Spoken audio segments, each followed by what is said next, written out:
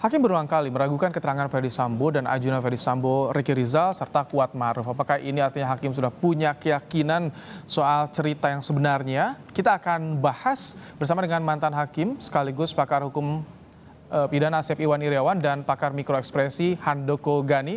Assalamualaikum, selamat petang Kak Asep, Pak Handoko. Baik, Kak Asep, keraguan hakim ini bisa jadi indikasi nggak kalau hakim sudah bisa baca alur ceritanya, Kak Asep? Halo, suaranya. Halo, tes. Kak Asep dengar? Tes.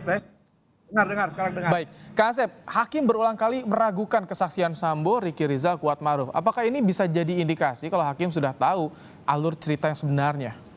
Ya, kalau hakim mulai menyatakan sesuatu, karena hakim itu adalah menilai ya kesesuaian satu saksi dengan saksi lainnya, saksi dengan barang bukti, latar belakang saksi, yaitu dinilai oleh hakim 185 ayat 6. Nah, kalau hakim sudah tahu dari awal dari dakwaan sudah pelajari terima berkas, kemudian waktu pemeriksaan saksi-saksi. Nah, ketika menghadapi saksi yang tidak bersesuaian, hakim biasanya mengingatkan.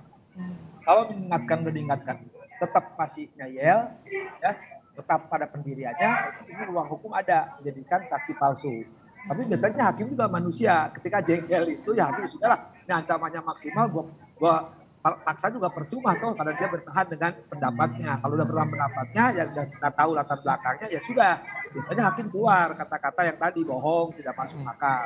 Tapi perlu dipahami, kata bohong dan tidak masuk akal dalam hal ini bukan pernyataan salahnya terdakwa, karena terdakwa diancamnya perkara pembunuhan, bukan perkara kebohongan yang selama ini kan dilaporkan tuh oleh penasihat hukum. Itu kan kebohongan, beda pasalnya. Sekarang mah ya biasa hakim di ruang sidang ya, dan nanti Pak Handoko yang ahlinya bidang ini bukan saya ya. Kalau suka kesal itu kita ya bohong kamu, nggak masuk akal kamu, ya itu sesuatu yang wajar manusiawi ketika hakim memang keluar itu. Jangankan itu, saya sering tuh pacar saya, istri saya bohong, saya kadang-kadang bohong kamu, apalagi ya mahasiswa saya itu sering kalau saya dikadalin oleh mereka. Cuma kan saya dinosaurus, nggak bisa dibohongin. Jadi walaupun tadi sudah mengingatkan soal berbohong, tak masuk akal, tapi terus ya kalau hakim itu upayanya tetap menggali keterangan dari saksi walaupun saksi tersebut ada indikasi berbohong misalkan. Ya terus hakim harus menggali kan, karena pidana itu adalah kebenaran material. Cuman biasanya ya sudahlah, ini hanya biasanya sih ada beberapa tipe hakim ketika menghadapi para pembohong, cara-caranya berbeda gitu kan, ada yang kanan, ada yang bercanda, kadang-kadang juga ada yang mungkin ya, kadang-kadang juga ya sudahlah, cuma diperiksa juga gitu kan. Kalau satu suka suruh nyanyi, kalau saksi bohong suruh nyanyi. Ada cara-cara yang berbeda hakim dalam menangani kesaksian yang diragukan atau kesaksian yang diduga berbohong. Kita ke Pak Handoko nih. Pak Handoko, kalau Anda lihat bagaimana ekspresi dari ketiga terdakwa yang dihadirkan memberikan kesaksiannya, Sambo, Ricky Rizal, dan juga Kuat Maruf. Masih kelihatan ada yang ditutupi atau tidak menurut Anda, Pak Handoko?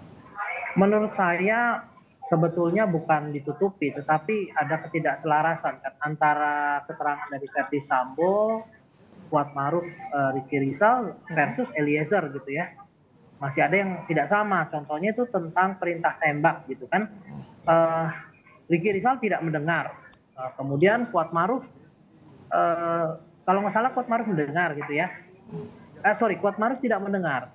Yang hanya merasakan mendengar itu adalah Eliezer. Kemudian ada lagi di mana waktu itu kan hakim sempat nyecer Ricky Rizal kan. Iya. Saudara tidak menyatakan adanya perintah hukum tembak gitu ya. Nah, Ricky Rizal mengatakan bahwa dia tidak mendengar gitu ya.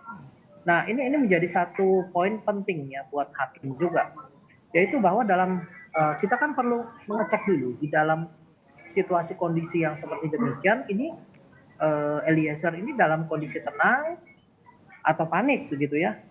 Kalau kita tahu kan kadang orang lagi panik itu dia mendengar suara-suara lain gitu. Ya, suara-suara orang yang katanya membisik mesti begini mesti begitu gitu kan, padahal sebetulnya tidak gitu. Itu bisa jadi pengaruh ya untuk kesaksiannya. Betul, ini hakim mesti jelas betul kok cuma dia yang dengar gitu ya, sementara Kuat Maruf nggak dengar, Ricky Rizal nggak mendengar, kok cuma dia. Jadi bukan berarti justice kolaborator pasti benar ya. Artinya kan kita juga harus melihat situasi kondisi.